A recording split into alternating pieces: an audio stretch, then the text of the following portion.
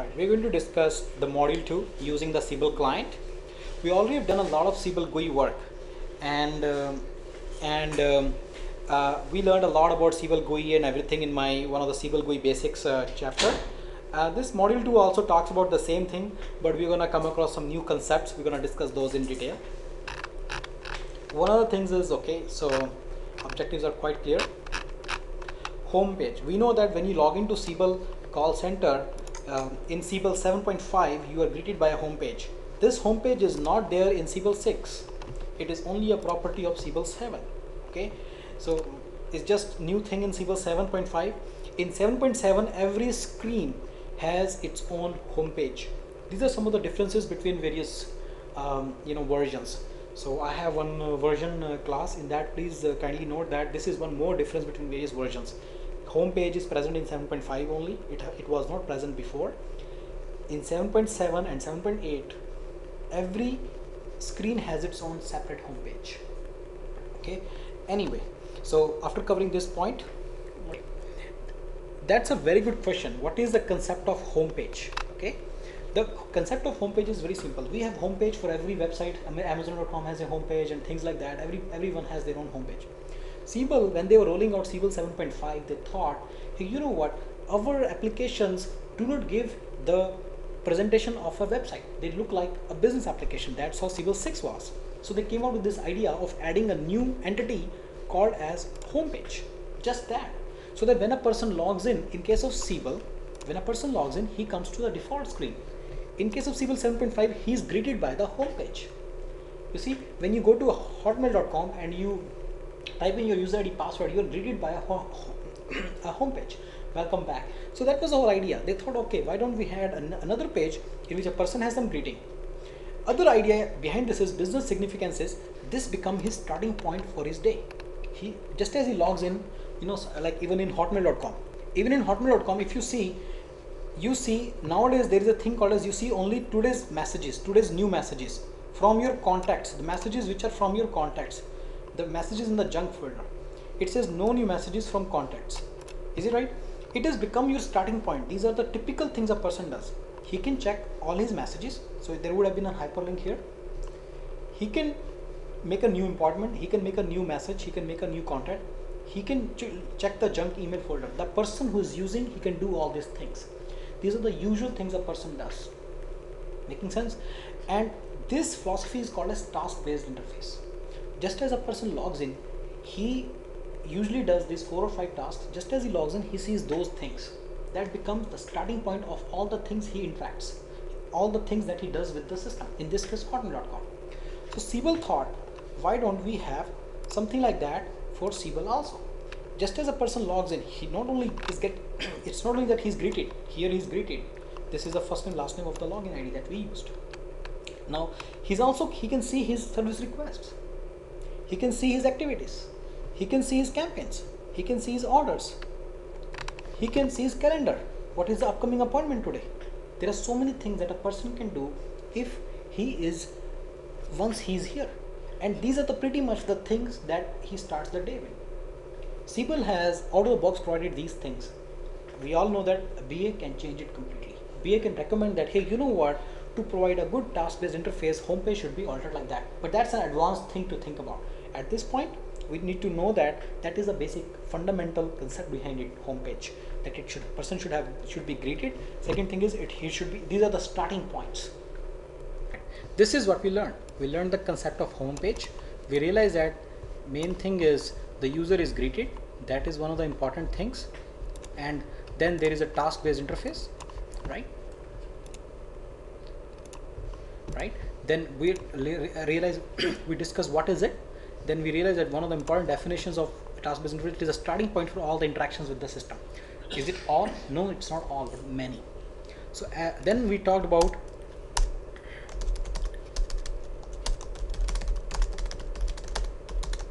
what does it mean to a BA? This is a very important thing every time we discuss.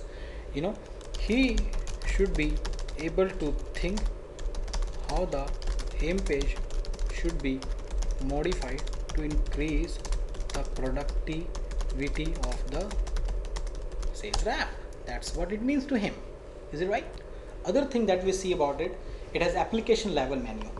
Okay, let's note in Siebel 7 there is a menu of Siebel here. This is the application level menu. This menu is not the application level menu. This is the Internet Explorer menu. You can go and make it full screen also, view full screen. Then all the other menus go. Only Siebel application menu remains. For this menu, by the way, this menu also remains. Okay, but my point is the Siebel application menu is this one, not the other one. If you press F11, you can come back to this menu. Okay. Okay, so you can see the whole thing also. Usually people should work actually like this when they're working on Siebel, because they don't use anything of Internet Explorer. Okay, so we can do that too. Okay, other thing that we should note is frequently used screens. Okay, all the screens are here in this tab in 7.5. See, and they can scroll also. Did you notice the scroll before, Mr. Chaudhary? Yeah. Okay, so there is a scroll bar to scroll among the screens. It is very difficult to scroll and find out something. If there are 250 screens as they are, it's very difficult to find out. Anyway, the concept is this: the first few ones should be the ones that the rep uses the most. And typically, this is my this is my input to you, that typically he'll be having the access to 15 or 20 screens, not a lot of it. You know, typically every rep will be having the access to 15 or 20 screens. You are an administrator, so you can see like all 300 screens. But typically he will be having the access to only 15, 20 screens. Still, he may not like the scroll. So it is your duty to design the application in such a way that the first few screens here, you know, are the ones which are most important for that particular app. Okay. Yes, you can change the position of the reps for various reps. Personalized content based on login. The person who logs in, his information is shown here. We know that. You know, his name is shown here and the date is shown here. Drill down on hyperlink for more detail. See, this drill down on hyperlink for more detail is basically, that's what it is. You know, in case of Hotmail, we say that, you know, Hotmail manual might say just click on whatever you want to do. Similarly, he's trying to say the same thing. You know, he's trying to say this line is trying to say the same, drill down on this thing to do more things, but that's not the right way to, I would say this is kind of trying to, you know, they're misguiding the sales. This is not the right way to say. For a BS standpoint, this is not the right way to say. I would say these things can be completely changed, and these drill downs have to be designed by you. So you need to really think, where do these drill downs go and what do they do, whether they really do fulfill the purpose. These hyperlinks, do they really fulfill the purpose of providing the task based interface? Out of the box application is not used in any client, in any implementation. So you need to think, are you breaking the flow of the application? When you are redesigning the application, there will be new requirements, right? So you'll be changing this application.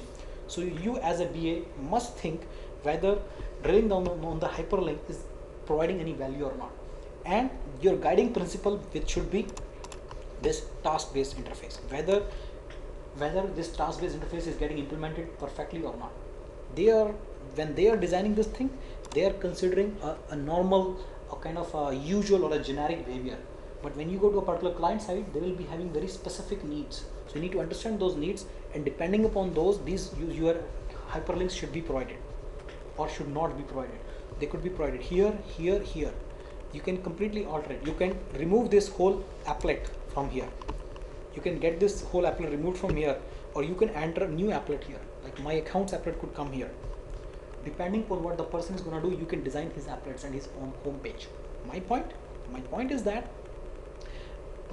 you know, this is a very good statement. Drill down on hyperlink for more detail, but don't just think what he's saying. One needs to think more, because BA's duty is to design the application in such a way that it provides that value, which these kind of things are supposed to provide. Like these kind of things, these hyperlinks.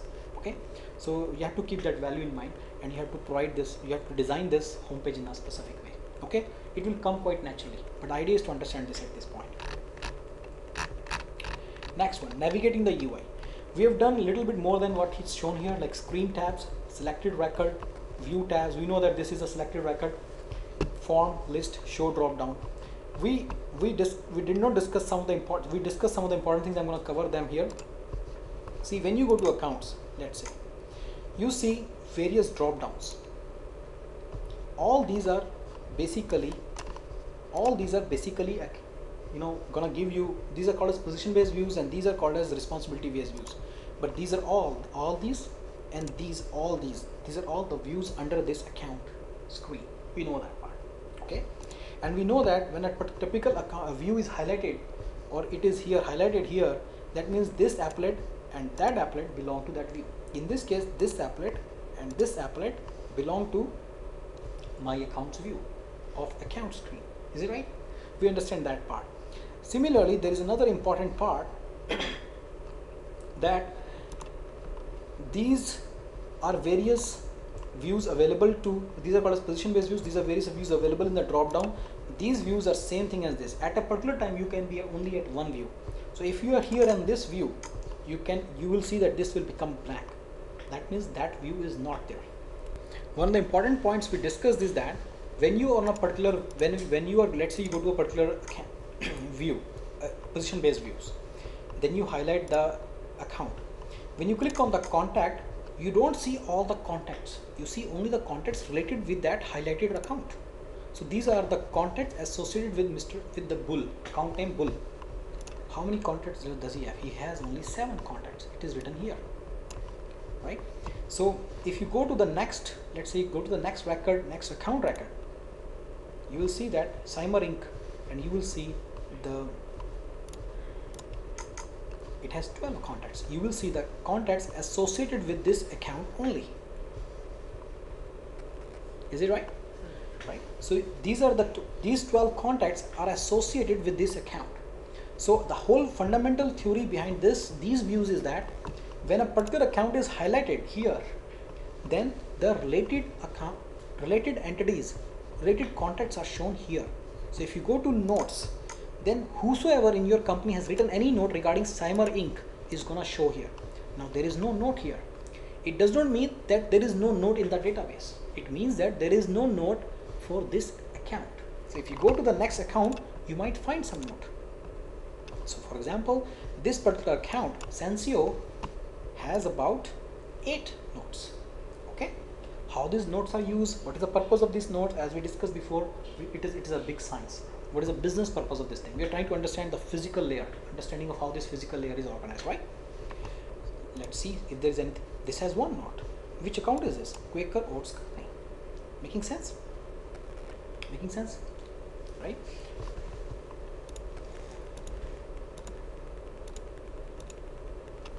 So one of the things we must note is all accounts is showing 430 accounts.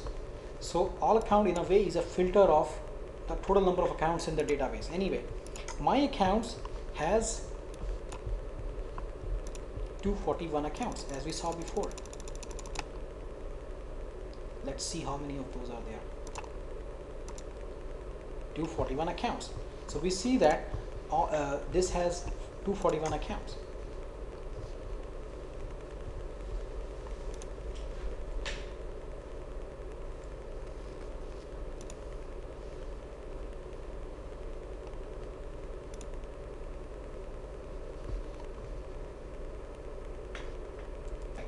Why do we have 2 separate views? All accounts and my accounts. When my accounts has all the data which is already present in all accounts. When my accounts is a subset of all accounts, then why does the 2 accounts exist? My answer to you is, when you go to inbox of your Hotmail account, what do you see there? You see your emails only. Okay, which is good. Everybody wants to see his own emails. Let's say, actually when I log on to my email account, I see everybody's emails. I see my wife's, everybody's. When a person is looking at all the data, it is his intention that he wants to see only his own data as well. So it is a very natural thing for people to say, hey, you know what, I want to see all the data which is in all accounts. I want to also see the data which is pertaining to me. It increases their productivity. Otherwise, they'll have to make a query all the time, which they may not like. So that is the whole idea behind having 2 views, my accounts and all accounts. Now the question is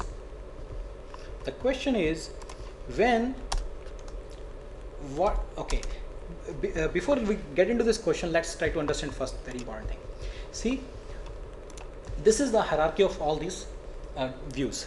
My accounts has all the data, all the accounts in the database is a very big thing. Okay, this is the biggest thing. There are so many accounts in the database.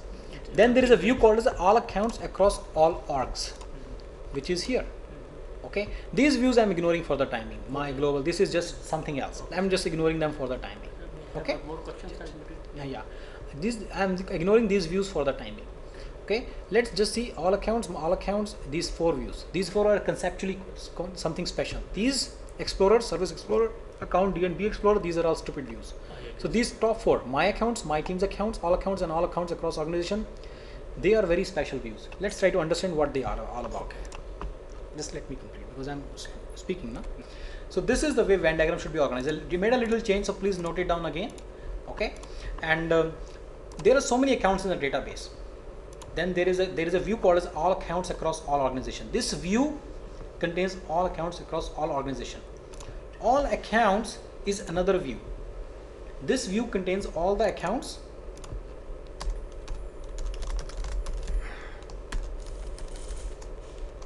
in my org. It is not written, but it is implied.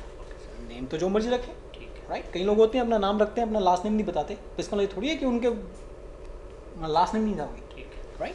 So that means. Let me complete my discussion first. Okay, so my team's accounts and my accounts, this is a part of all accounts in my org.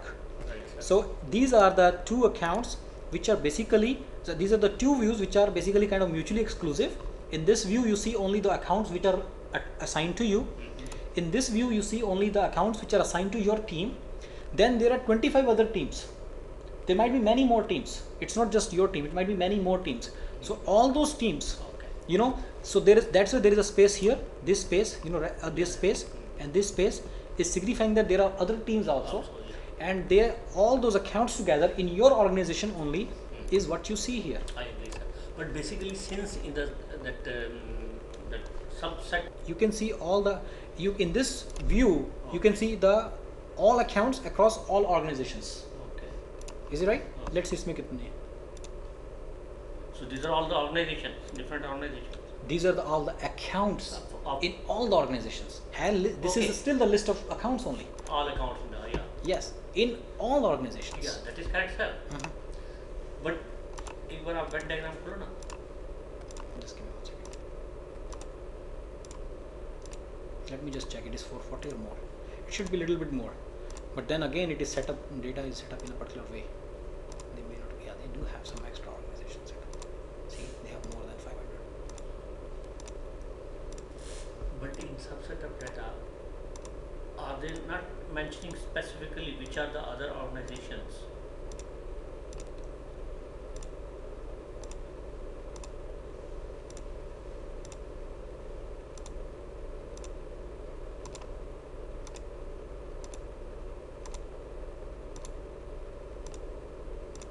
So there are total 1001 records in all accounts across organizations.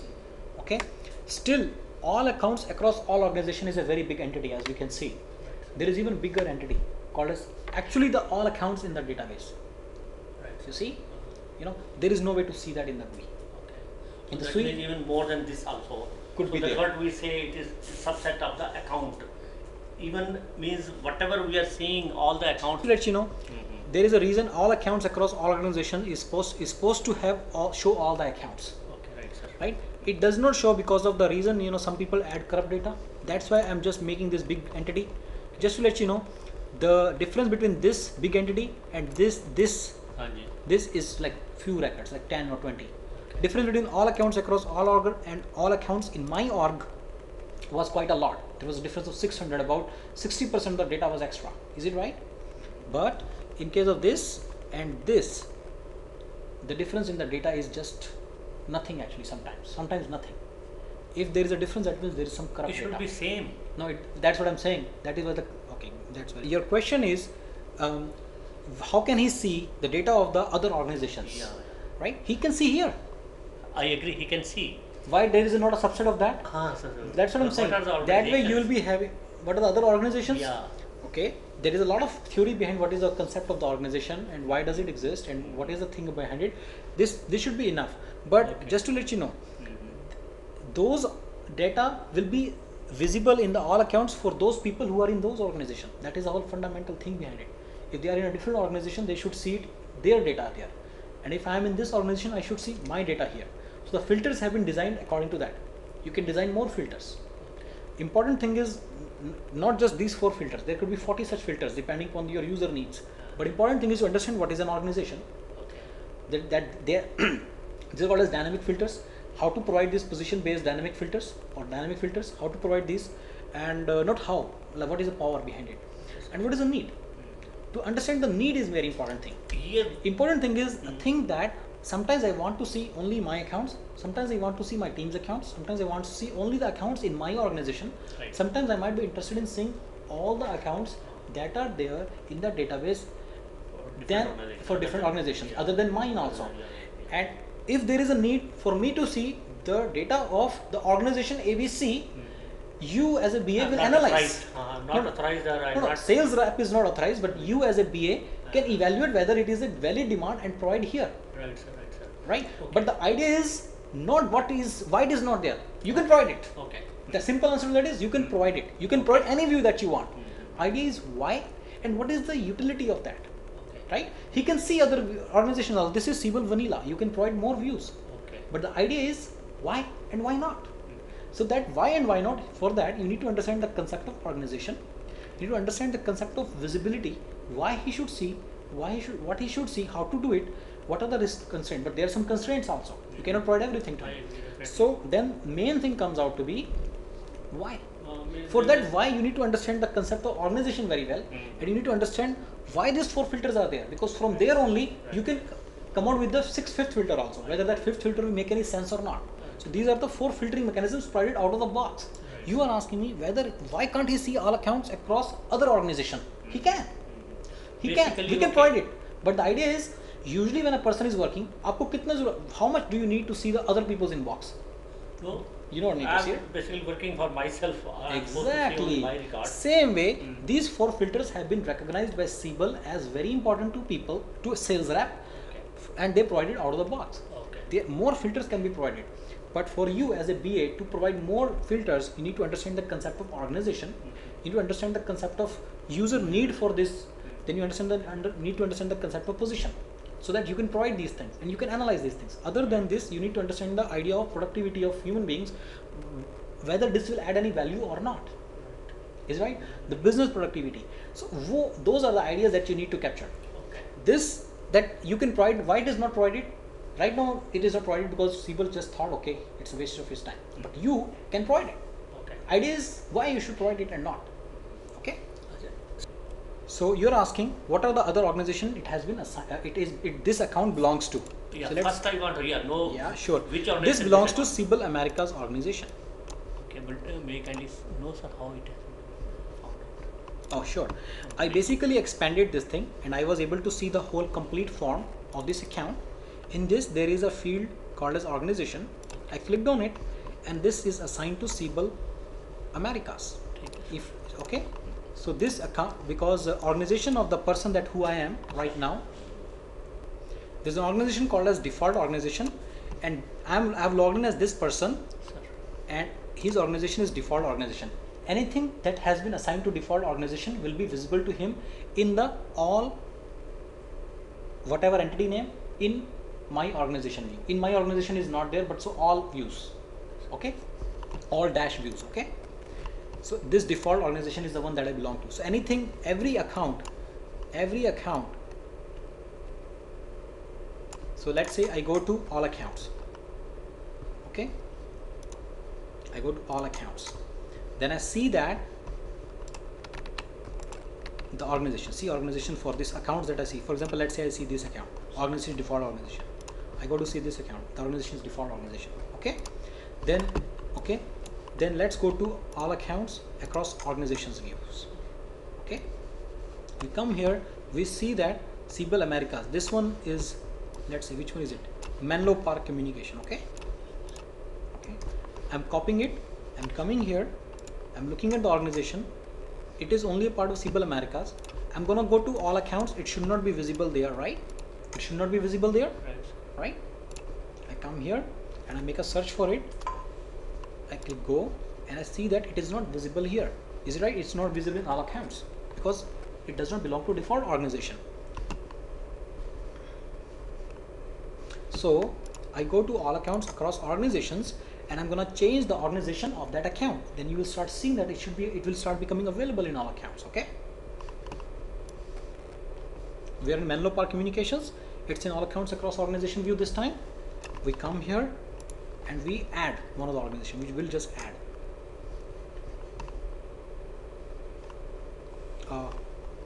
Passing question a person has asked is, can I see the list of the organizations? Answer is yes, you can see. There is a separate screen which will not be accessible to sales rep, but you are an administrator in the office, in the place of work, client side, you will be BA. You will be having the access to the list of all the organizations also. So I'll tell you how to do that. That really comes later, Okay. but we can see that. That's no problem. Okay. Okay. But right now, let's try to do that experiment properly. Okay.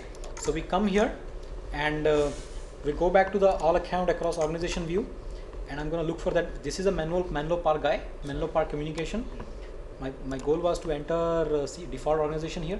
By the default organization, the name is the stupidest name in the world. Yeah. It is basically an organization name. Yeah. Simple. Default means just means initially it will be just they have kept it as default. Yeah. As we are getting information, but this is default. Yeah. This is the value of that. See, I'm adding it. Just as I add it, I click OK. I've added that. You will see that now this Menlo Park will be available in all accounts also. See. I make a query for this.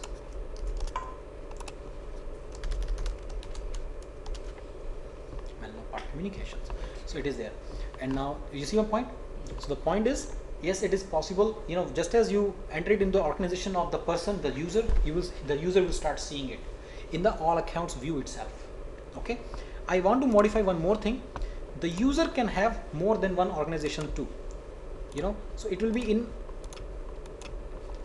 orgs, not only one org, because if he has more than two orgs, more than one org, he can see the accounts related to all those orgs in all accounts view.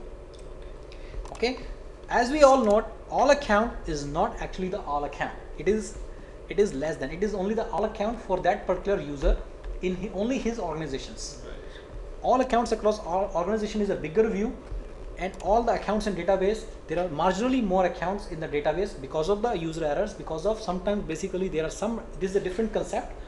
Conceptually the fact is that sometimes there is corrupt data which is not assigned to any organization. There could be corrupt account data which is not assigned to any organization, so that will not be visible to anybody. Is it right? That is just the orphan data, right? So that view is yeah, that's the biggest view.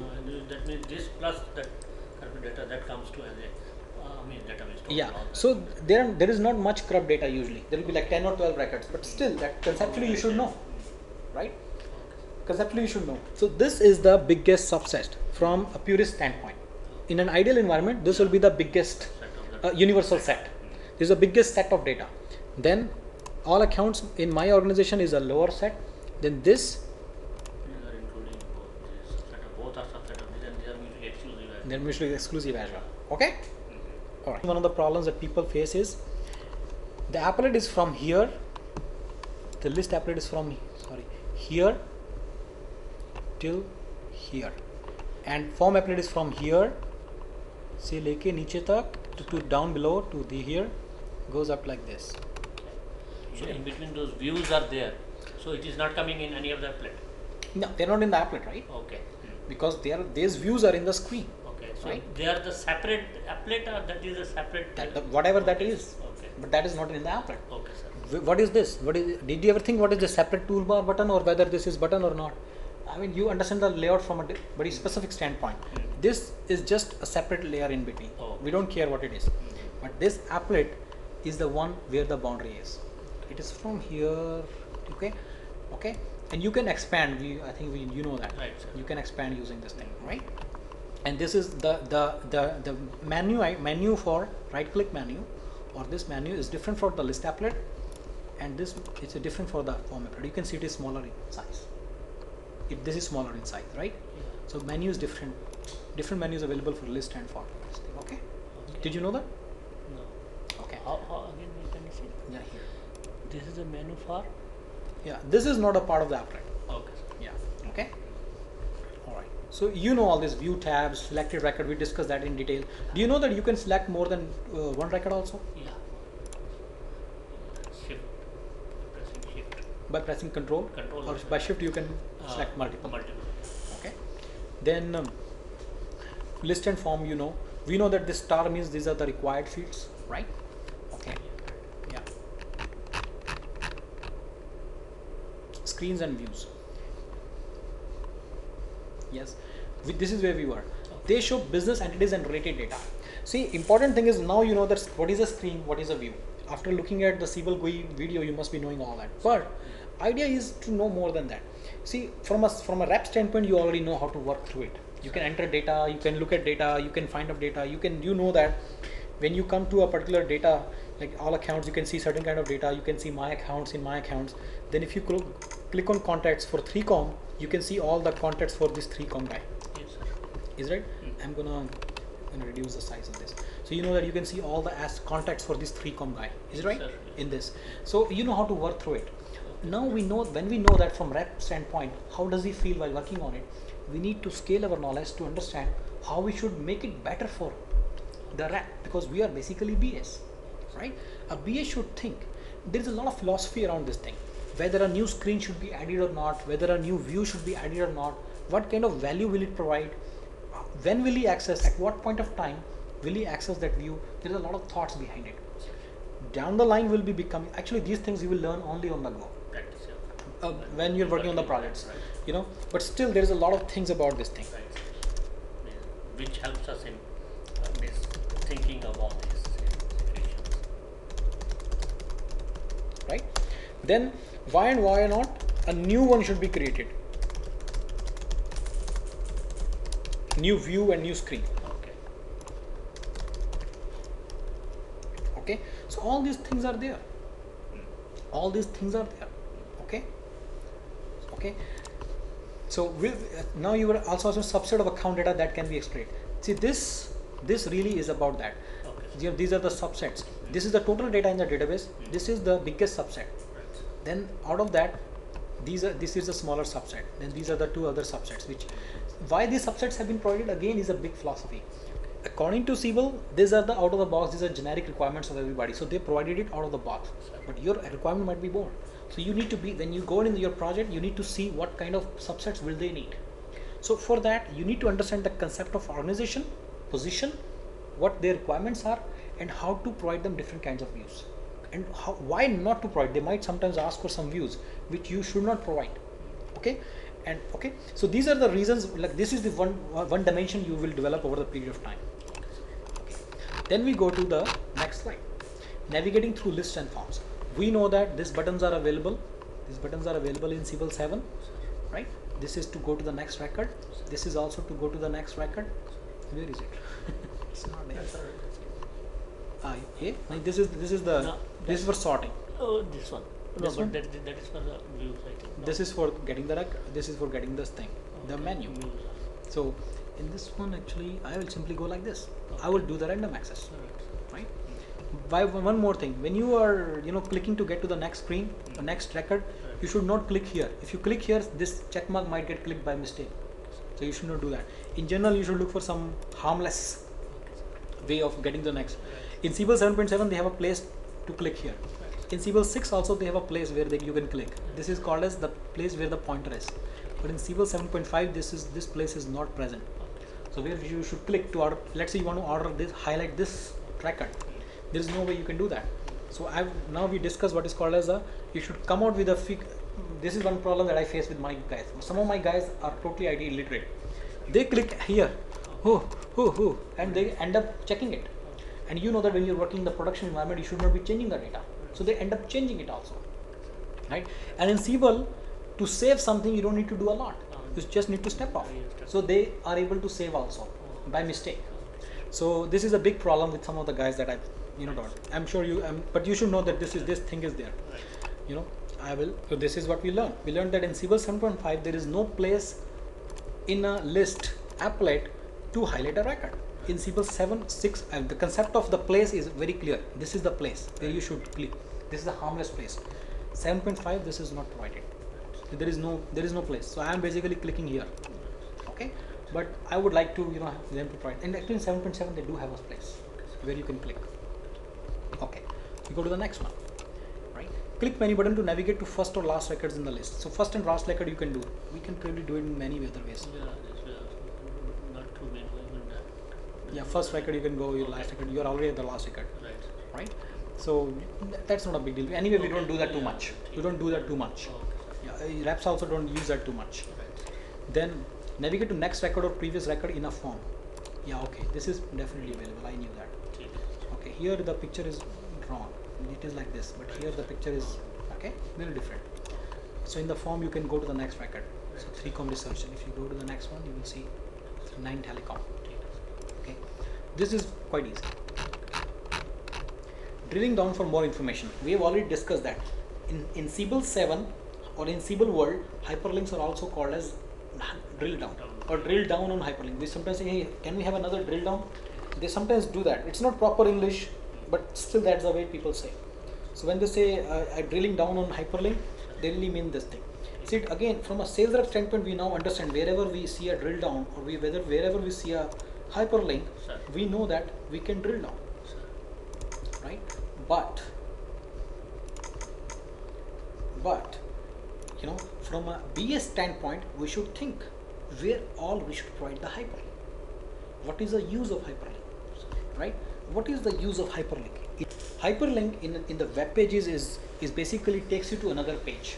It takes you to the related page. For example, in hotmail.com, when you are in hotmail.com, you see the list of the emails in the inbox. When you click on the hyperlink, it takes you to the that mail itself. So that is the relationship between that. For example, when you click on this hyperlink, it takes you to the page where the advanced search is present. If you click on this, it will take you to the maps. That is the whole point about hyperlinks. And if you want to go back to the web, you need to click on this hyperlink. It takes you back to the web. In Siebel, you are the designer, and everything there are so many hyperlinks. Where it should really take you, you need to think. Which view? In Siebel we don't have pages, we have views. So which view it should take you to, take the rep to. So as a BA, you should design which view should this hyperlink take to. What are the design? What really what really defines what you want? What really defines is, see, you need to think how the flow of the application will be. For example, in home, he comes here, he says my service request. Okay, so he should, let's say this hyperlinks basically are supposed to take you to the details of this service request. So this is quite clear. So sometimes where should it take you, like to the details? So it is a starting point. So this is one idea about the hyperlink. There are other ideas like when he's entering an information, let's say he's entering account, then he enters an account. Yeah, and this has become a hyperlink. After entering all this information, let's say it is a usual thing that the rep is supposed to enter more information. Then rep will tell you, you should provide this hyperlink in such a way that it takes him to the next place where he should be entering the next piece of data. So usually they enter account, then they enter a contact. So that is the reason Mr. Siebel has given you that facility out of the box. But this is not the only thing. If they enter account first and enter activity immediately, that hyperlink you should modify it so that it can take you to activity. This is one design philosophy reason. Where should it take you? Where should it take to the take the rep to as the next logical step after entering account? Here he is letting him enter contact, but you should think when you are talking to the user, he will tell you. He might say, hey, you know what? We don't enter contact right after account. We enter activity. So at that point, you should basically change that hyperlink to point to activity. Okay, and these things, because they are kind of you're tampering with the flow of the application, you should be really careful while doing that. When you go to the new implementation, sometimes you go to 2-3 types of projects. Sometimes you go to a project where the new implementation is going on. Sometimes you go to a project where implementation is already been there for the last 2-3 years. There are some enhancements which you're going to be doing. When you go to second type of projects, you must look at all the hyperlinks so that you can understand the flow of the application yourself. Making sense? So hyperlinks can be configured using Siebel tools. Hyperlink, when you're configuring hyperlink, you're configuring two things: where the hyperlink should appear and which view should it take to. where means under which column. One more thing, in Siebel, when you are configuring hyperlinks, if you make email field as the hyperlinked field, then all the data rows will be having the hyperlink. It is not possible to say that these first two should have the hyperlink and these 3/4 second. should not be there. It is not possible. All the field, all a particular field will be having hyperlink, and all the rows will be having for that field. Okay. Added these new things. Please notice them. Okay. One of the questions that everybody sometimes asks is, my account, my team account, all account across organization is a very good view. What if I want to see only the, let's say there is all account in my organization, my organization is A. What if somebody wants to see only the B organization details, just the accounts related to B organization? Why that subject is not even touched here? Sometimes people ask me.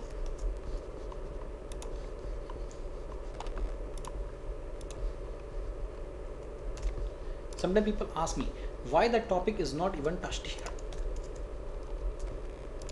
Why the topic is not even touched here? Why the B? The reason is that when you want to see the accounts of a particular specific organization, it is a static view. When you want to see the views of my or my team or all account across organization, that's a dynamic view. What is a what do I mean by dynamic? What do I mean by static? What I mean by static is my accounts will show me only my accounts. The same view, when is allocated to you, you will see your accounts, not my accounts. So this account, this view is taking the input from the login. He checks, this view checks who is logged in. The person who is logged in, it picks his user ID, goes to the database, picks all the accounts which are assigned to that particular person. So it's a dynamic. So when a static view is there, it goes there for, if I log in, I will also see B's account. If you log in, you will also see B's accounts. That means it's a static view. And to provide a static view, we can actually give a query. We don't need to provide a separate view. We can give a query. What does it mean? For example, here, let me give you an example here.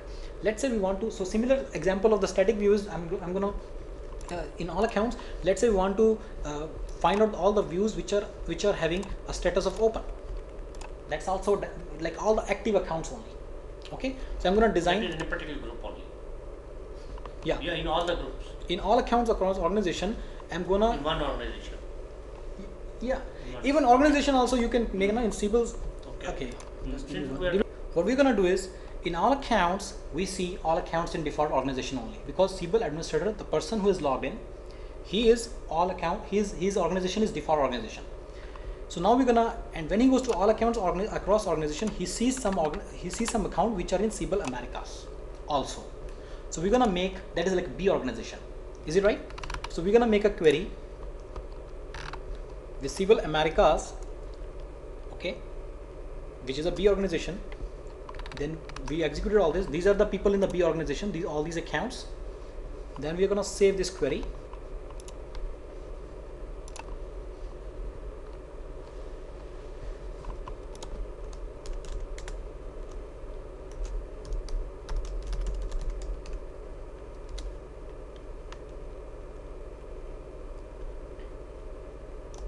Okay, I'm putting B.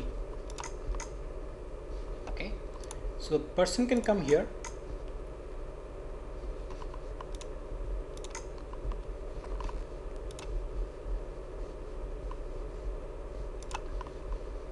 He can go to all accounts across organization, so he will be able to see all the accounts. Okay, right? Then he can execute his query. Will see only the Siebel Americas accounts now. They changed. Okay, so whenever there is a static query, whenever there is a static view, you can simply make it as a query rather than make it as a special view. This position based views, that is a name because they depend upon your position. That is the whole idea behind them. All accounts across organization, all accounts across my organization, it checks who the person who's logged in, checks his organization, finds all the accounts related to that organization only and put them here. For my team, it goes and finds out who has logged in, finds out his team and puts all the accounts here for that guy. For my accounts, it is also a dynamic filter. All these three are dynamic filter. This one I agree is not a dynamic filter. It is simply all accounts basically. You know, it's all accounts in any organization. So this is required. That's the only reason that is here. But these three are dynamic filters. They are here because, you know, so if you want some static filter, you can simply make it using a query. Making sense to you? So you see this Mueller. अब वो query लगाया ना एक बार. अब अभी नहीं लगाते हैं अभी. We'll do it again. So this Mueller, this is in Siebel, Germany. Yes, sir. He's not in Siebel, Americas. So he should not appear in our query. Yes. Right? Right? So let's make that query. It's gone. Right. It's not there. Right. So that means it is a good query. So let's check some people at random. Northwestern Mutual. It is Siebel, Americas. Okay? What I can do is see. Sorry, I Right? It's okay. Okay, can I again know how you have did this query? You know what is history drop down, you know what is back and forward arrows. Regarding back and forward arrows, we know that we should not use this back and forward button of Internet Explorer. We should use these buttons. Is it right? Similarly, we should use this history button. We should not use, there is a history button in Microsoft Explorer, in Internet Explorer also. We should not use that back button. Right? For example, this, but the conceptually, this back button is same as that. This back button conceptually same as that. The only thing is, in Siebel 7.5, you should be using this. By the way, in Siebel 7.7, this is one more difference.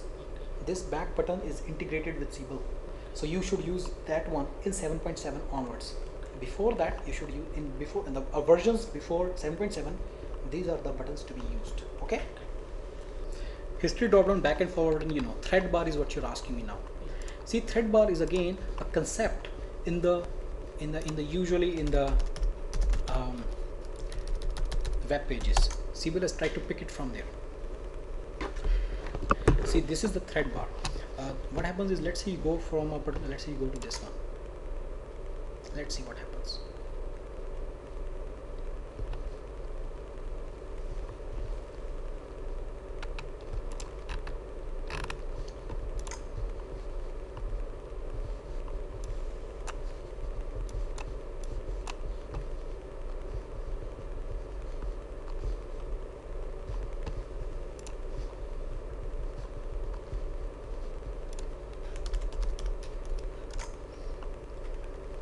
See, it has made a thread now.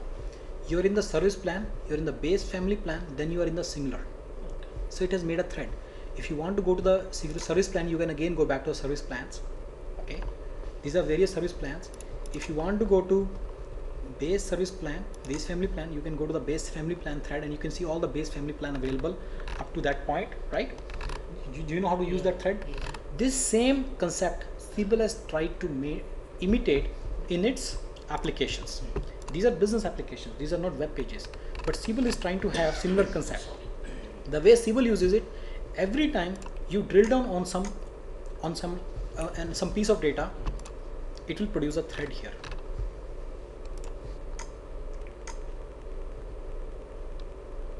So it has produced the thread of account Northwestern Mutual, then you are in the contact. Right. So let's say you drill down on the particular contact also.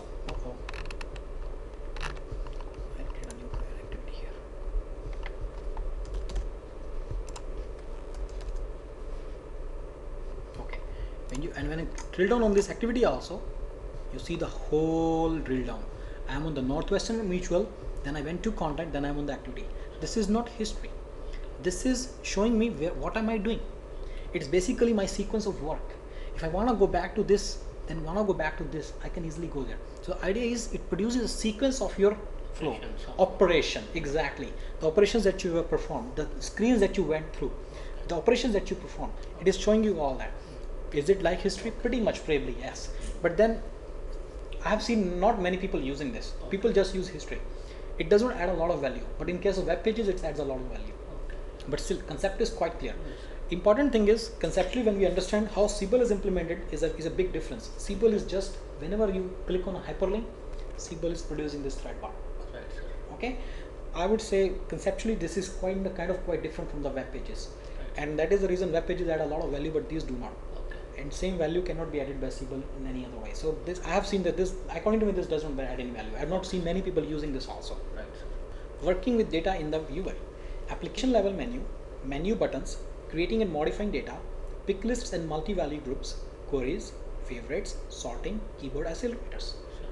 Do you know what is sorting? Yeah. Do you know what is a keyboard accelerator? Yeah. Okay. Do you know what is a favorite? You know what? Oh, favorite is basically nothing but a query. Queries, yeah. You know, already defined queries. We call it predefined queries. Or user defined, both. Perfect. Queries is basically a way to make a new query. Right. Click list and multi-value group will discuss. Okay, sir. Creating and modifying data, we know that we can do that. Okay, sir. Menu buttons, we know that these are the various menu buttons, and for a list template different menu buttons are available. These are the for form, Okay, this is for list, right? sir. We know that different menu buttons are available, right? We know that. We did discuss that in the Siebel GUI chapter quite a lot. Then application level menu, we know what is The possible top, there. yeah. You need to definitely understand, I think I've already emphasized that multiple times, Okay, sir. these about SRF, about view, technical support. Okay, sir. These three are very important Okay. things. Rest everything, user Application preferences is level quite, menus. yeah, these are quite important. These are not very important, but this synchronize is little important, Okay. and these are little important. But these user preferences is different. Okay. These are different. These three are very important. Okay. Technical support, Sure. about SRF, about view. Okay, sir. So we discuss a lot about pick list and multi-value groups. If you do not know, understand these concepts, what is the difference between pick applet and MVG applet, then you must ask your trainer again. This is a pretty big thing. Okay. You know, there are some visual ways of finding out whether it's an MVG or a pick applet, like account addresses. It shows that all these are addresses which are associated with this account. It is evident from the context also. Similarly, sales team members. That means these are all the members who are a part of the sales team on this account. It is evident from the context also that this is an MVG and this is an MVG2. From the pick one, this is a pick applet, this one. You are adding the employees from here to this. You know, so it is a list of all the employees in the company. You pick one and you add him here. You are adding him to the list of the team members. That means this is an MVG and that was, this one was a pick applet. So, but in general, you should be thinking about the context, and you should be thinking about in the form of this thing, in the form of the business context, whether it is a pick applet or a MVG applet. At the same time, there are some visual clues also. For example, very important thing is, okay, sorry, I take it back. There is an important thing that you asked, when we should make a pick applet, when we should make an MVG applet. See, whenever, like for example, MVG applet has nothing to do with pick applet actually. MVG applet is up against, like this site, this particular account. How many sites can he belong to? Only one. There is no place for writing two sites. Only one site you can write here.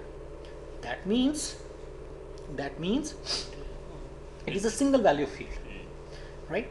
Let's say you want the provision for adding multiple sites. Like, there is no way, right? And by the, you can write like this also. Santion, whatever, Sanpano, Santion. But then that is a violation of the most important rule that every field should have only one value. Is it right? Right? You cannot write the name of all the accounts in this field. Then the whole purpose of this management system, this costly application is defeated. We need to have only one value in a field. When you want to have a one value in a field, then how will you put the multiple values? You will provide an MVG here. Here, somewhere here, you will provide a button. When people click on that, there will be a way to put multiple values which will belong to that field. Okay, so it is up against single value field versus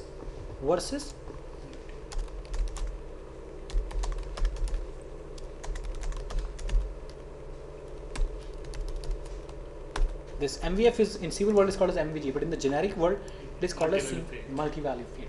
Okay. So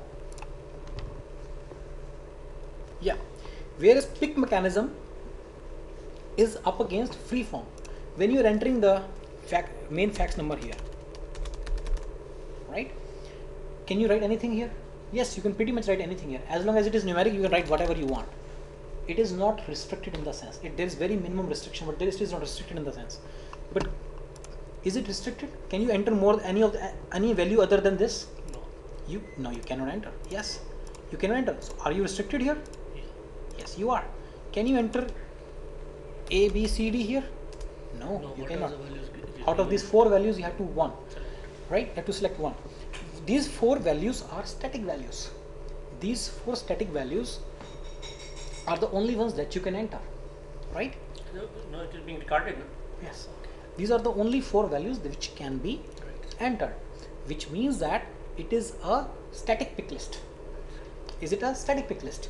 So you can only the wrap can only enter any of these 4 values, and it is a great tool in your hand as a BA, because if he can enter only these values, he can never commit errors. Wherever you want the wrap to not commit errors, you should provide such a thing. Is it right? For example, type. If you think there is a finite set of values that are gonna go there, finite set of values, right? Values. You do not want wrap to commit errors, right? These are some of the philosophies that are coming out. For that, you need to have that SVF. Means that. No, not single value. It is regarding Pick list. static, Pick list. Okay.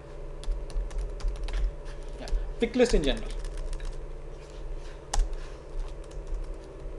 Okay, SVF we already taught. Whenever it should have only one value, Right. you should provide only single value field. Finite set of values. Finite set of values is a key concept, and you do not want wrap to commit errors, right? If you want that, you can provide this thing. See, this is very interesting. This field is a free form field. You can pretty much enter anything, right? But is there only 10 number? Are there any like just specific 10 numbers which you can enter? Or you can enter pretty much anything. You can enter pretty much But anything. it may not accept, sir. कोई validation नहीं होगा phone पे. Member of phone. Exactly. I'm not saying all the values, but there are still an infinite set of values that can be entered here. Right.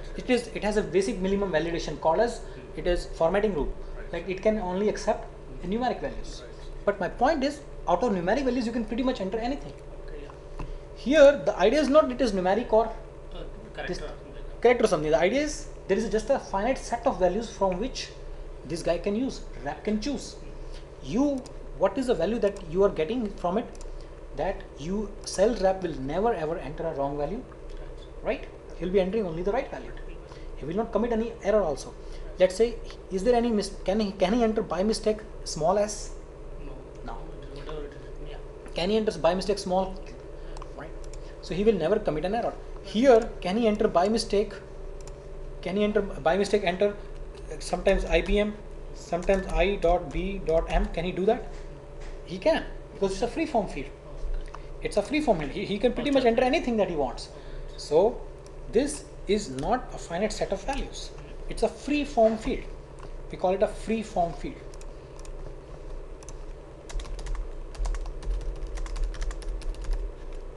Okay. So this is the static pick list. So if you think the number of states are gonna be finite, you will provide this, a pick list, is right. This is a static pick list. Then let's say somebody is entering a service request, right? The rep is entering a service request. Okay, he enters the service request number is auto-generated. That's fine. Do you think account number, it will be a new account or it will be an old account? It is an old account because then only there is Exactly. a service. And so there is a way from some old, so this SR has to be, the value here is going to be restricted by all the accounts which are in the database. It's not going to be anything outside of those accounts. Am I right? So that means the only thing is every time a new account is entered there, the pick list should include that. Okay. Every time a new account is entered there, it should be included here. Whereas in this kind of a pick list, it is just static. Here, every time a new account is entered, it should show here. So it's a dynamic pick list. You want a dynamic way that all the accounts in the database are picked, and if a new account is entered, that is also should show here. Is it right? So that is a dynamic pick list. So pick applet is like a dynamic pick list. It is a pick mechanism. Just so, and what is the advantage? What advantage does BA gets? Sales rep will never commit an error. He will always enter the name of the account properly. Plus, his data entry time is reduced. This is also very important. data entry,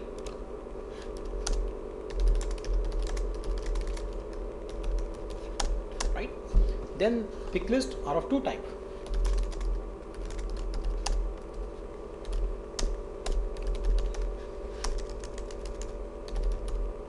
Static, dynamic. Is it right? So in fact, I take the liberty to say that pick applet and MVG applet, they only look similar. They have nothing in common as such. One is for picking it from. MVG means it is a container. That's where everything, that's where your values lie. So MVG and pick applet, they only look same. And I totally agree, everybody gets confused. I know that. But at the same time, I can tell you, as far as UGS is concerned, they're totally different things. They have nothing in common.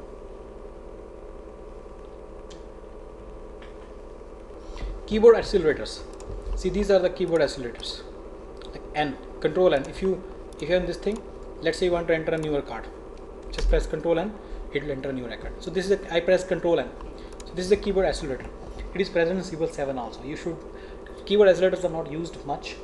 At least BA does not need to really be worried about it. But if you want, you can spend some time on it. Queries, favorites, sorting. Sorting is a very important thing. I mean, in Siebel we don't use, just a minute, it is an important thing from a generic perspective, because in Windows Explorer you do a lot of sorting and it is very useful there, but it is not at all useful in Siebel because there are millions of records. If you click on sorting once, it will take a lot of time for it to sort. So usually reps don't sort. If they want to find something, they simply query. Right? That is how sorting helps, right? It helps in finding something, right? Quickly, right?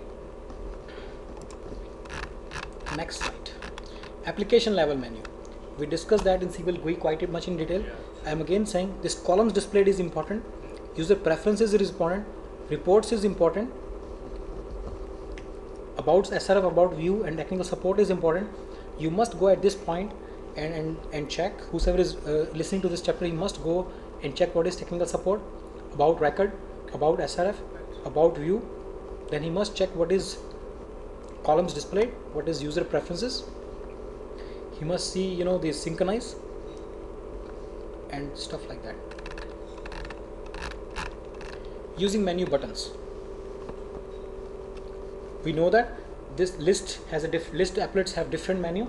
This thing, you can click on this to get the menu. You can also get this list by right clicking. So if you are here in Siebel 7, you can in Siebel 6 you can click anywhere in the applet. I will usually click on the somewhere here in the top. People just click here. I don't like it. This is not a good habit because you might end up changing the data. Okay.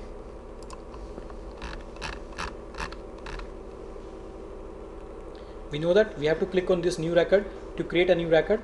Click menu button, then select new record. Red asterisk signifies required field. Mr. Chaudhary, I'm going to try to explain something. If you can understand, that would be great. See, what happens is this red asterisk, it shows the required fields. It is done automatically by Siebel. It is not a configuration option. There is a very interesting riddle here. Sometimes the required fields become required depending on the value of another field. Have you ever encountered that scenario? For example, when somebody is entering service request, you know, if account is entered, then last name and first name are required. Or if last name is entered, then first name is required. Otherwise, it is not required. Have you ever encountered some scenario while entering a new record? It is a very common thing. So in that case, first name will not be having asterisk here. Only last name will be having. Even last name will not be having. But this is a conditionally required field. So condition required fields don't have asterisk. So some users don't like it. They say this should appear. There is no way Siebel can do that. So modify data. Select record field in the list or form and change it. We know that how to do that. Just simply come here, select it, start changing it. You can come here and you can change here also. Same record is here. Click off the record in the list or build form to commit it to the database. We know that. Commit it to the database means save it. We know that there is implicit or explicitly saving. You know that, right? So explicit saving is basically you click the save. There you have to just Implicit. click on the record. And this is typical English also, right? In English also we have some explicit way of doing and implicit way of doing. You know, explicit way of grading is it automatically gets done, right? Explicitly is like you take the action, and implicitly it gets done. You know, using pick list in multi-value groups, we discussed it quite a lot. Right. Select a single value for a field in a record. We know that this is a static one. Is it right? Right. This is a, you can put one or more values. These are some of the this thing given. These are typical scenarios. If you are able to understand MVG and pick list very well, then can I ask you some question? Yeah. We understand that most of the businesses will be having multiple addresses. So you see the need of an MVG, right? Right? Is there any business? Okay, so let's say you are Dell and you'll be dealing with various companies as accounts. So in your business, you know that you need to honor the fact that some companies have multiple addresses. Most of your accounts have multiple addresses, so you have to honor the fact that companies have multiple addresses. Is it right? Is it right? Okay. Okay. Billing address. Do you think every company will be having only one billing address or multiple billing addresses? Let's say that there is another field, billing address. I think billing address will be one. Okay. Well, that's good. Let me put some idea here. Let's say company had some billing address before, now it has changed. Okay. So we have a provision of inactive and active. So that means it should not be do you think it should be a single value field now or it should be a multi-value field now? With a flag saying which one is the active one. So there will be only one active billing address. Yeah. But there could be many more inactive ones. So then it will be multi-value. So it will be multi-value. The flag will say which one is the active one, right? But it will be a list of multiple fields which will be in the MVG, right? Perfect. Let me ask now a question. Do you see the application of pick list in addresses? Yeah. How? Addresses, as we have seen that even You said that when we have to add the employees to the team members, then we should be able to access that whole database of the company, look at all the employees and put it in the account team members. So that is the whole idea of pick list. Pick list is kind of a whole database of all the employees.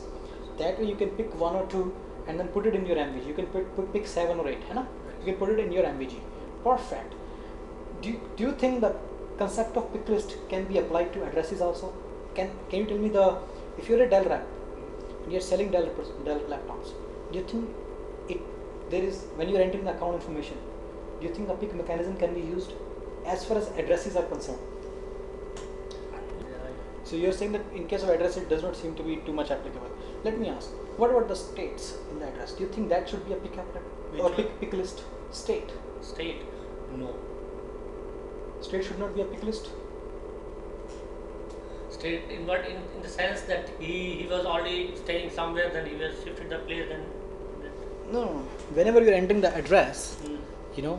When you're entering the address Sir. account Mm. and you're entering the address for that account, Sir. okay? So you click here. Do you think this should be a pick list or this should be a free form field? This should be a pick list in order to avoid mistakes, as you said. Yeah, exactly. Specifically. So do you see you said something else before, right? You're comparing, right? Tick. Okay, no? Yeah. Okay. So state should be a pick list Pick because there is why state should be a pick list. What is the one main thing reason? that individual who is entering should not do mistake, Correct. as well as That is a benefit you get. benefit. But every time you want to get this benefit, can you provide a pick list? No. No. So what is it about state that you are providing the pick list? Because there is a finite set of states. Is it right? Even if you don't want this benefit, you still can provide this benefit because there is a possibility of getting this benefit because states are finite in number. So whenever you see your data values are going to be finite in number, you can provide this. So do you think for country you should provide a finite set of values? It is a finite set of You values. can provide. You can provide. The Perfect. finite number of countries. Perfect. What about for city? City. A city, I don't feel. We cannot provide that list for that. Because country means cities means in the US itself. We Lot of cities in Okay. one means state or even in Tennessee. In Tennessee, there are number of cities are there. But there is a finite number. There is an infinite Yeah, number. finite. Is there a finite number? It is finite number, definitely. So you think you can provide it here? But even then, the list will be too long as compared to the states are. But it will be finite, definitely. It will be fine. Because countable, okay, definitely it is countable. It's definitely countable. So one of the ideas is it's not only that it should be finite, it should not be too many also. It should not be that there are long list also. 1 million cities there and you're so, but still, it is still finite, right? Right? It is still finite. Is it right? Definitely. It is still finite. We can count and we can write it is finite. Yes. What about zip codes? That is also finite. It's also finite. So there is a possibility of providing city, state, zip code, and country as a pick list. Yeah, At least there is a concept. Yeah, as a concept, we consider that if the finite list is there, then we may provide. If the Yes. finite list is there. We have to think once. Right. But at the same time, the thing that you said, if there are 1 million zip codes, we should think about that also. Yeah, it is difficult. So we are trying to understand the business right now very well, because designing application and developing application Right. is already developed. There is nothing to be done. This new things that you're talking about, the business analysis, is important here. Right. So city can be finite depending upon the. Right, sir. And you asked me one more question: is it only in USA or everywhere? Yes, That is a business analysis. Let's say the number of cities that the company deals in is very small in number. Then you can provide a finite set here. It might become 5 cities. We only deal in Nashville, Brentwood, Yeah, definitely. Yeah. right? And it's a finite set. Yeah, that What about depends on addresses? In general, do you think they are finite? Addresses, no. I mean, it is very addresses again particular. No, it is infinite. We'll say, because it is not infinite, but it is very long. No, but is it finite or infinite? It will be finite because we can count. Infinite means there is no end. You go on is doing anything, writing anything, any big number you want to So write. you mean to say there is no new addresses being entered in America? No, it is being entered, but even still we cannot say they are infinite. As far as my competence says. Perfect. Do you Infinite, think there are infinite addresses in India also? no. They are finite in number? Yeah. Means basically what is the concept of finite and infinite? First let us understand that. Very good. Addresses here in India, I will not call it finite. You know why? Okay. Because Very there is no easy. finite list. There is no way to get it. Yeah. The people keep adding addresses just like that. Yeah. Chandigarh has finite list of addresses. Right. 1 to 1000 in sector 18A. There is no addition of any new addresses. You see? So, but Pune, I don't know. I've not lived Yeah, in other but one places. thing. But point is, they add the addresses like this Jabalpur Gali, I don't know, Meenakshi Palace and all that. So they make new addresses, right? But On the fly, which but are not known once- to the central administration. I agree, sir. But once it is accepted, India, even the addresses are not even specific in nature. So I will not. It's not even a value. The value is not specific in nature. Beyond the river, across the river, near the people paid. All these things are not good. Near the tree of it's logical. banyan tree. We have to have some logical addresses. Yes. So in America, this America has a finite list of addresses. You cannot add a new address here just like that. Okay. So you cannot enter a new address just like that. So I would say, Achha, but I'm excuse sorry, me, sir. just a minute. This address is quite finite in nature. Right, sir. And now you're gonna tell me. So in case of Dell, do you think they should try to make sure that the person is entering the right address and picking from that finite list of addresses? Do you think it is important for Dell? No. Okay. Now you're gonna tell me a business for which it is important. Can you tell me some business for which it is very important that when the consumer or the customer is entering the address, he should enter the right address, which must be one of the addresses in the finite list of addresses in the United States. This is a question. This is In case of which business? Insurance business, address verification is very important. Let me tell you some other businesses where address verification is extremely important. healthcare, etc. No, let me tell you. Okay. Comcast.com. Huh? Comcast.com. Okay.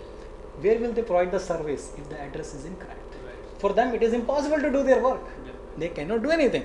So if you shop for, if you want to basically buy the new service, get high-speed internet, Yeah. you have to specify the address correctly. Then only they will come and provide you that. Exactly. It is virtually impossible. For Walmart, is it important for Walmart to have your correct address? No. For Dell, is it important for them to have your correct? But Dell- if they want to Ship? ship it, definitely you have to have. Mostly they were, till now they were shipping Yes. only. So it was very important for them to have the correct address. Okay. But Dell was not doing that, just to let you know. Dell was not cross verifying the address. So that was a problem in their business process. Okay. Comcast is doing that. If you one more thing, telephone companies, electricity companies, utility companies, they need to have the exact address, right? So they just as you enter that I want to buy this, they tell you whether it is a correct address or not right away. We will have a pick applet comprising of all the addresses, and customer has to pick one of them. And one more thing, if electricity service is already being given at that place, we should be able to flag also, hey, you know what, it is already taken, what are you doing? It should be a different address. Is it right? Okay, so again he was asking for the same. If person is making a mistake, if he's picking a different address, then he, let's say, 123 Main Street, Columbia. Okay, sir. He's picking 123 Main Street by mistake of some other city. Right. Or he's picking 1234 Columbia, Main Street. Or he's picking 123 Main Drive. Then your system should flag it. Hey, you know what, you're picking the wrong value. Well, that's a different story. That's not pick philosophy. I'm talking about the pick. So we realize that in address also, depending upon the business, you can provide a pick applet. And it becomes extremely important. Even though there might be a million addresses, Right. still it is important. Right. Is it right? So that is the thing. I think this discussion is quite complete in the sense that now you really understand when to provide pick list, when to provide MVG applet. Is it right? Querying for data. Now you know when to query, how to query for data. You know that any stars. Do you know what is star? Any star? Star means the number of further any number of characters after this. Any means first two characters they will find out, and further any character maybe it will sort out those. Perfect. What about star? Any star? Means before that any character it may be. And star? Any star? After that also any may be. Okay. These any should be there. Before Star N star E star star N star E star star E star star N star then star then E. E star. Yeah. So that between N and E, between N and E any character may be there. Perfect. And then D, yeah. Before and after E is also. Perfect. Perfect. Just from a purist standpoint, nobody talks about this query by example. Okay, sir. But this method of querying is called as querying by example. Okay, sir. You must be knowing SQL query, right? That's Yeah. not query by example. This way, what you're saying is, I need the values. I need the values where site is San Pano. This way is called as querying by example. It's a purist way of saying all these things. It's like very theoretical. Nobody talks about it, but I'm just letting you know. Why this is called as query by example? Because you're giving an example. I want this site. Just those records where site is San Pano. This is an example of that kind of record. You see, this is called as query by example. This is the most convenient querying method, usually used for sales rep and things like that. But for developers, they won't like this method. They want some more powerful tool. Okay. Wildcard is also same thing, right? But point is giving an example here. You know what is SQL query, right? Okay, if it's that's fine. We don't want to discuss this because it's not very important anyway. MA will find Madrid but not San Mateo because DRID. Yeah, Madrid has DRID after MA. There is nothing before that. But San Mateo is not found because there is something before also. So it will find only things starting with MA. This will start everything which has MA in between. Yeah. So Madrid and San Mateo will both be returned. Right. Okay. Next, star cannot be used in date or numeric fields. Clear. It's quite simple, right? Or allows. If the person who is listening to this video, if he does not know the meaning of this or this, he must contact his trainer immediately. If he does not understand these things also, he must understand the trainer. Refining queries. You know what is the concept of refining query? I know, but here they just give some other example. Let's say you make some query Right, sir. and you want to further refine it. Let's say you write a query. P star. 2 results have come. You see that, hey, you know what, this is not the thing I want. But you don't want to retype the whole query again. So what you can do is you can refine the query. That way, that thing that you entered before will come again, and you can enter the additional criteria that you want.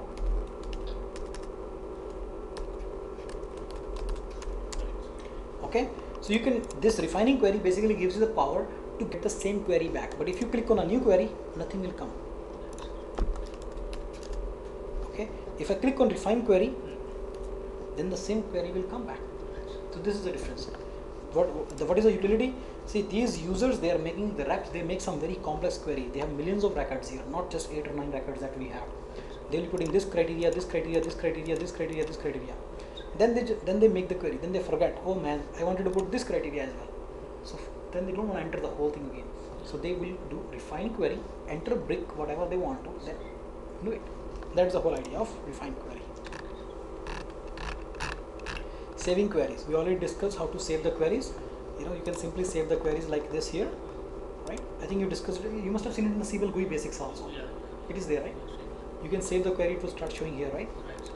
Right. By the way, in passing, there are two types of queries. One is public, one is private. When a user creates a new query, it will be shown here Private. only for him. Right, it's private. Yeah. If then the person, what you call it, administrator, he can go somewhere in the system and he can see that this is a private query created by Mr. ABC. Okay. He can make it public also. Then it will be available to everybody. So what happens is in the companies, when a user creates the query and he thinks it's very useful, he tells his fellow friends, hey, you know what, I have made this query, this is very useful. Then his fellow friends can call the administrator and say, hey, you know what, can I get this query too? Instead of getting the parameters from that friend. So this is the advantage of public query and private query. There is nothing like user generated query and system generated query. Okay? So public and private are the two types of queries. Using favorites. Favorites are available queries created and saved by the user, predefined queries provided by your administrator. This favorites is not the something that people call it, they simply call it PDQs. You should also call it PDQ. There is no need to call it favorites. Nobody really calls it favorites. But they are given this is very confusing name. Unnecessary, confusing names. They are trying to say that our technology is like a web-based. It is not. They are not able to confess that. Simple. Sorting data. You know how to sort the data in Siebel 7? These buttons are present there. You can sort the data using that. But do not sort the data. Because if there are a million records, they will never get sorted. It will take you 10 minutes to get the records. So people don't sort it. If you want to, what is the purpose of sorting, Mr. Chaudhary? Querying to find out some particular Yes, data. exactly. So to find out some data. You can have In query case of Siebel, people simply do query. That's a better way. So sorting is of not much use in Siebel. Okay. Keyboard accelerators. We know what it is. Yeah. See, these are the various keyboard accelerators. If you want to practice them, do that. But in general, ये basic and extended. actually, in Siebel, if you go to Windows, downloaded program files, you will see some of the ActiveX control which have been downloaded here. These are some of the ActiveX controls. It is in C, Windows, downloaded program files. What is meant by ActiveX control? I'm not going to get into that. Okay. These are some of the controls which basically enhance the web page. You can work on. So remember that you can install ActiveX control to do certain things. So these are the ActiveX controls which are installed by Siebel for you to do their work. This particular control is the one which has a keyboard accelerators in it. The code for the keyboard accelerators in it. So he's saying that if your basic mode means this control, this is not present there. This is not present there. Extended mode means this is not present there. This is not very useful, but I told you the important part. This thing. Right. You should know that, because sometimes if Siebel does not start properly, Okay. you delete these things and restart. That way it might start properly. Okay. That is my purpose of telling you was So I this. have to read this program files. No, just delete this. Okay. You delete this and restart Siebel. Okay. It might work if it is not working. Sometimes it is one of the things. Okay. As you can see, I'm not touching basic and extended mode. This is not very useful. Controlling UI presentation, columns. We know that how to do this column thing, right? It is in Siebel GUI basics. Yeah. Okay, perfect. Controlling UI show more. You know that in Siebel 7 this is available. This is not available in Siebel 6. Okay. You know what happens when you click on the form? It becomes quite big, right? Summary. Use the Siebel user interface. And now you know how to use the Siebel user interface very, very well.